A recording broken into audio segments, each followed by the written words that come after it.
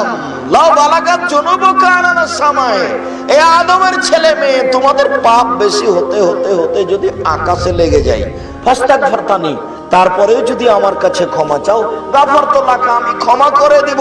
OLA উবালি, আমি পরোয়া করি না তুমি কত বড় পাপী, আমি আল্লাহ পরোয়া করি না তুমি কত বড় পাপী, আমি আল্লাহ পরোয়া করি না তুমি কত বড় পাপী। তুমি আমাকে একটু বলো না, আস্তাগফিরুল্লাহ ওয়া আতুবু ইলাইহি, আস্তাগফিরুল্লাহ আল্লাযী লা ইলাহা ইল্লা হুয়াল হাইয়ুল কাইয়্যুম ওয়া আতুবু ইলাইহি, আল্লাহুম্মা আনতা রাব্বি লা ইলাহা ইল্লা আনতা খালাকতানি ওয়া আনা আবদুকা ওয়া আলা আহদিকা ওয়া আহদিকা মাসতাতাতু ওয়া আউযু বিকা মিন শাররি মা সানাতু আবুউ লাকা বিনি'মাতিকা আলাইয়া ওয়া আবুউ বিযামবি ফাগফিরলি ফা ইন্নাহু লা ইয়াগফিরু যুনুবা ইল্লা আনতা। তুমি একটু বলো না।